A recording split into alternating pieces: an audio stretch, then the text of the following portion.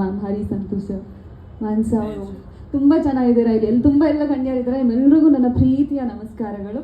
Karnataka media journalist union ಸತತ 10 ವರ್ಷಗಳಿಂದ ಪತ್ರಿಕರ ಏಳಿಗೆಗಾಗಿ ಶ್ರಮ ವಹಿಸ್ಕೊಂಡೇ ಬಂದಿದೆ.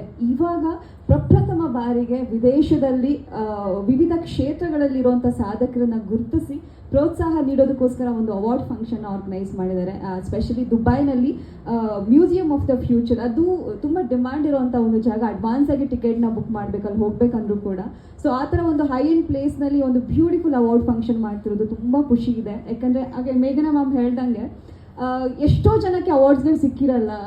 ಈಗ ನಾನು ಒಬ್ಬ ನಟಿಯಾಗೆ ಹೇಳಬೇಕು ಅಂತಂದಾಗ ಎಷ್ಟೋ ಜನ ಕಲಾವಿದರಿಗಿರ್ಬೋದು ಅಥವಾ ತುಂಬ ಸಾಧನೆ ಮಾಡಿರುವಂಥವ್ರಿಗೆ ಒಂದು ಎನ್ಕರೇಜ್ಮೆಂಟ್ ಅನ್ನೋದು ತುಂಬ ಬೇಕಾಗಿರುತ್ತೆ. ಆ ಒಂದು ಒಳ್ಳೆ ಕೆಲಸನ ಈ ಒಂದು ಜರ್ನಲಿಸ್ಟ್ ಯೂನಿಯನ್ ಮಾಡ್ತಿರೋದು ತುಂಬ ಖುಷಿ ಇದೆ. ಯಾಕಂದರೆ ಮಾಡೋ ಒಂದು ಕೆಲಸಗಳಿಗೆ ಒಬ್ಬರು ಬೆನ್ತಟ್ಟಿ ಪ್ರೋತ್ಸಾಹ ನೀಡಿದಾಗ ಇನ್ನೂ ಒಂದು ದೊಡ್ಡ ಮಟ್ಟಕ್ಕೆ ಹೋಗಿ ನಿಲ್ಬೋದು. ಆ ಒಂದು ಒಳ್ಳೆ ಕೆಲಸ ಮಾಡ್ತಿರೋದಕ್ಕೆ ಥ್ಯಾಂಕ್ ಯು ಸೋ ಮಚ್. ಅದರಲ್ಲಿ ನನ್ನ ಒಬ್ಳನ್ನ ಗುರುತಿಸಿ ಒಂದು ಸಾಧಕರ ಲಿಸ್ಟಲ್ಲಿ ಕರೆದು ಒಬ್ಳು ಅತಿಥಿಯಾಗಿ ಅಲ್ಲಿವರೆಗೂ ಕರೀತಾ ಇರೋದಕ್ಕೆ ತುಂಬ ಹೆಮ್ಮೆ ಇದೆ, ತುಂಬ ಖುಷಿ ಇದೆ. Once again thank you.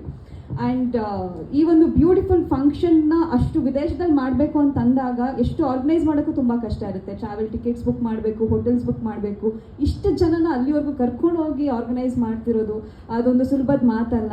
Very proud for that. And